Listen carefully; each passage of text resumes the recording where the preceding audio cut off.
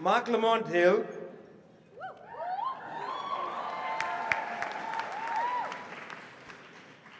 is a well-regarded professor, but also a man who likes books. And if you go to Philadelphia, you should visit Uncle Bobby's. I first met Marc Lamont Hill in our joint long journey to free Mumia Abu Jamal.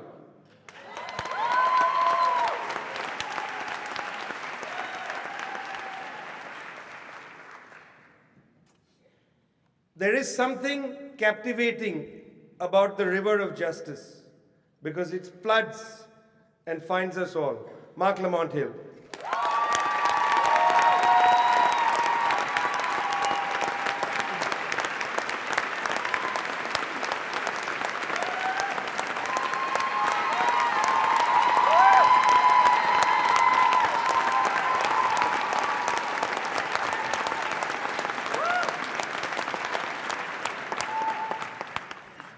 Thank you, VJ. And I saw what you did with that river thing.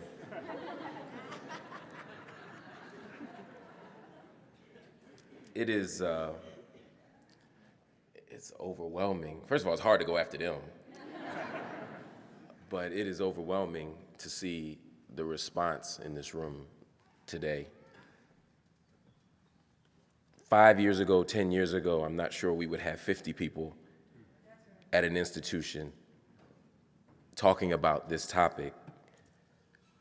But to see what's in the room today, to see who's in the room today, and to see the level of opposition to the conversation that we plan to have today is, as Linda said, a sign of our success. We are winning, we are moving forward, we are advancing justice,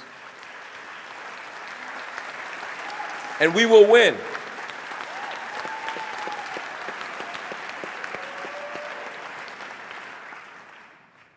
The opposition to this event today was not surprising to me. We live in a country where there are always going to be competing claims, there are always going to be debates, there are always going to be spirited conversations about the right side of the issue and the wrong side of the issue. What was unsettling to me, as Dave pointed out, was the idea that because we stand in solidarity with the Palestinian people, that we are somehow anti-Semitic.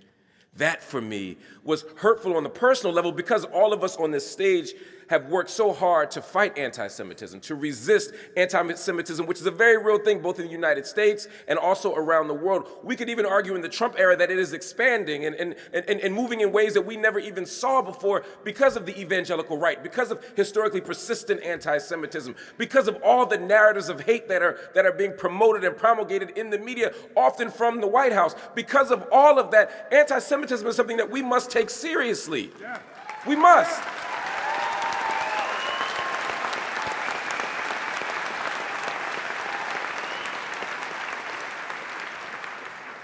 And as a social justice activist, as a person who identifies as a radical, I don't want to be part of any social justice movement that is transphobic, that is homophobic, that is anti-Semitic, that is Islamophobic, that is misogynist, that is patriarchal, that is ableist. No one is free until we are all free.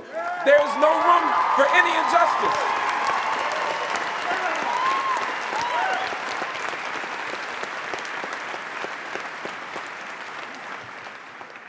So that's why I didn't think I did nothing too crazy when I went to the UN. They asked me to come to the UN to speak on behalf of the Palestinian people as a representative of civil society, as a non-Palestinian person. For me, as a black person, as an African in America, that meant that I was trying to stand in a tradition of African freedom fighters who have stood in solidarity with the Palestinian people. I'm talking about Malcolm X. I'm talking about Huey Newton. I'm talking about Angela Y. Davis. I'm talking about SNCC. I'm talking about Ethel Minor. I'm talking about all the freedom fighters who stood up and said we must stand against settler colonialism. We must be unafraid to name it. We must be unafraid to call it out. We must be unafraid to stand in justice and freedom and democracy. We stand in a tradition, and we will not be moved.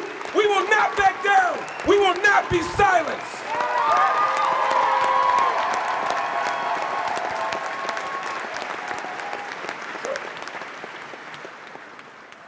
So I'm flying back from Palestine, and I was near the river. Jordan River, I'm just being geographically specific, just to be clear. I don't want them problems, I don't want no smoke. I was near the Jordan River and I was traveling, and I flew back specifically for the UN speech. I landed in New York, I went to my crib in Brooklyn, got dressed, came back through. On the flight there, I wrote, now I don't write speeches, but I said, you know what, I'm gonna write this one. Because I don't want there to be any problems, any controversy. I went and read the previous 2 years. I think Roger had done a couple. I read your speeches. I was like, oh, shit, okay. There's a whole long line of troublemakers like myself. But I said, I will be specific. I will appeal to the Universal Declaration of Human Rights. We were there in November of 2018, 70 years after the Nakba, 70 years after the Great Catastrophe.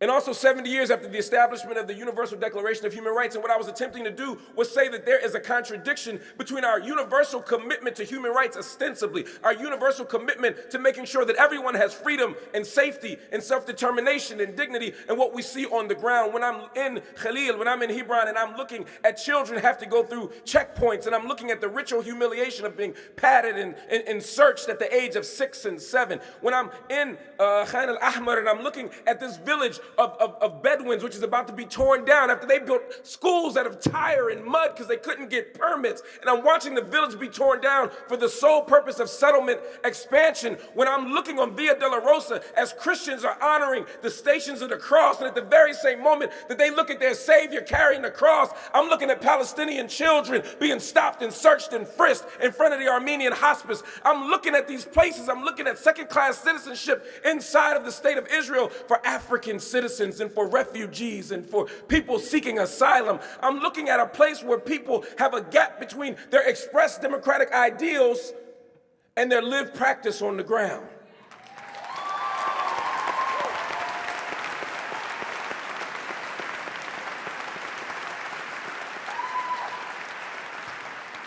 And they said, well, like Linda said, why Israel? Why not Bahrain? Why not Saudi? I'm out there too. I can't say enough about what's wrong with Saudi. I can't say enough about what's wrong with Bahrain. I can't say enough about what's wrong with the United States of America.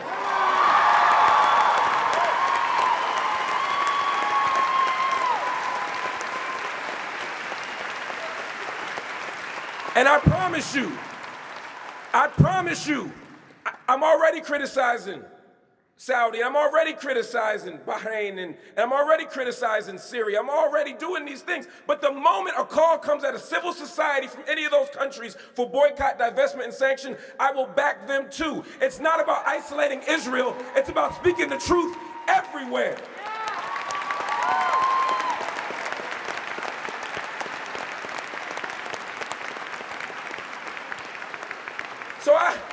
So I gave the speech, and to this day, I gave a 22-minute speech, and we only talk about the last 6 words.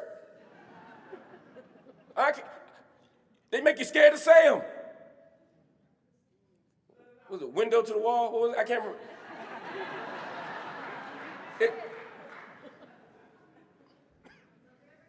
And there was no critique of the speech or the content of the speech.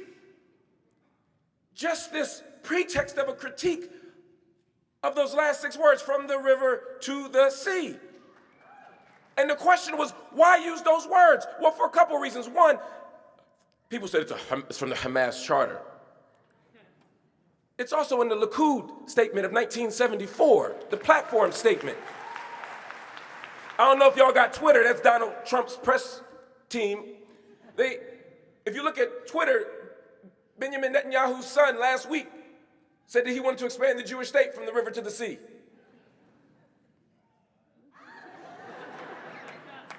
It's just fascinating. It's fascinating who gets to use the language and who doesn't. Part of how we police speech is to decide who can have this conversation and who cannot.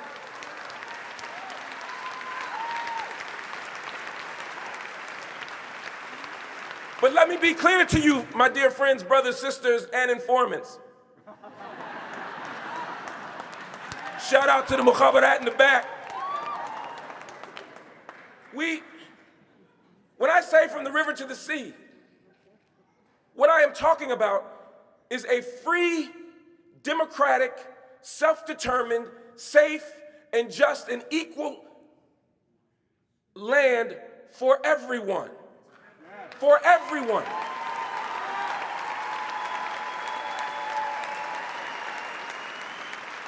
That means that we have to care about what's happening in Gaza, which is a human rights crisis.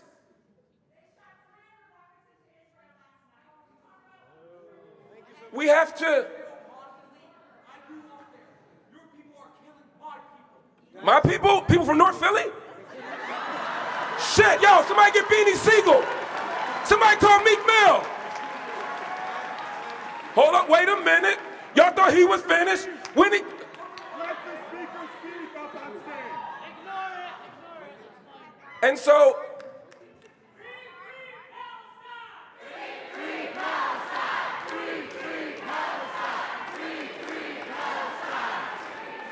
And so, my dear brother,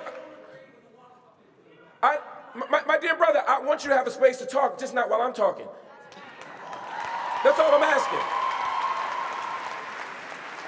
I respect your right to free speech. I respect your right to have a different opinion in mind, but we can't talk at each other, and so let's have a dialogue. And at this point, just let me finish my words, and then we can talk later.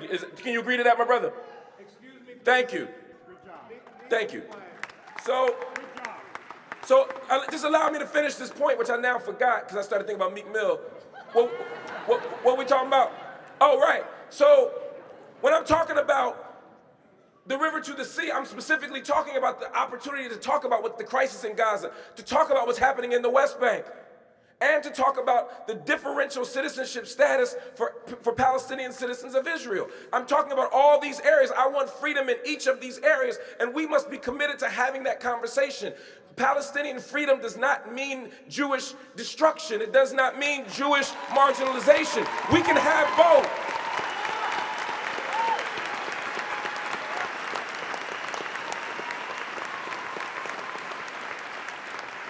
The challenge is that sometimes when you are in a position of power, when you are in the role of oppressor, equality looks like and feels like injustice.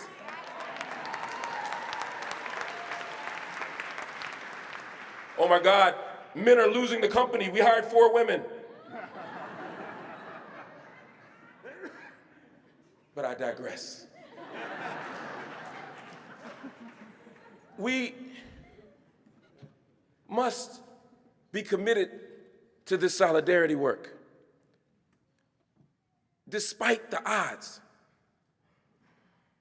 I can't promise you that if you do this work and speak the truth, that you won't be fired. I almost got fired from a university where I have tenure. Now, think about this. The chairman of the board of trustees said that he was morally outraged by my speech, that he had never seen or heard anything so disgusting before. He's Bill Cosby's attorney. Yeah, Google that.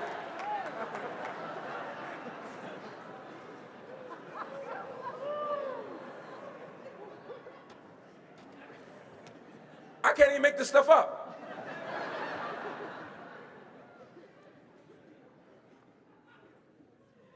Tenure is under attack.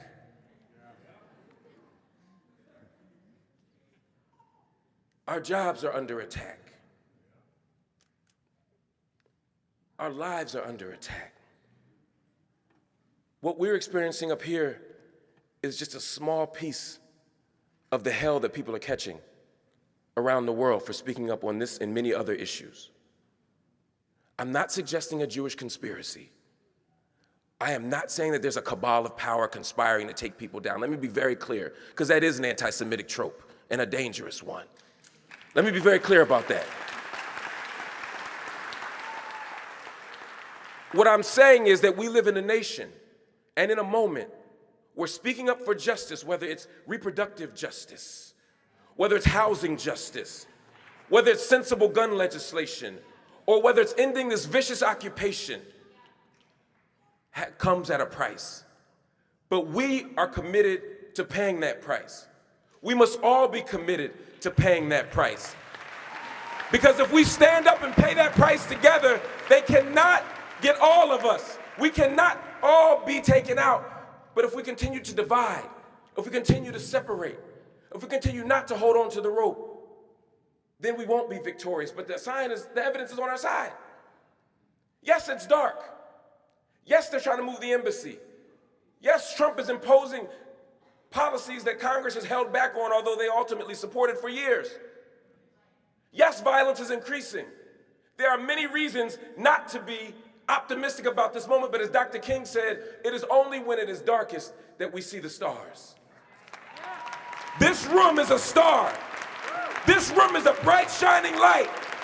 This room, this movement, this moment is evidence that we will be victorious. We will win. Palestine will be free. Free the land. Free Mumia. Free all political prisoners.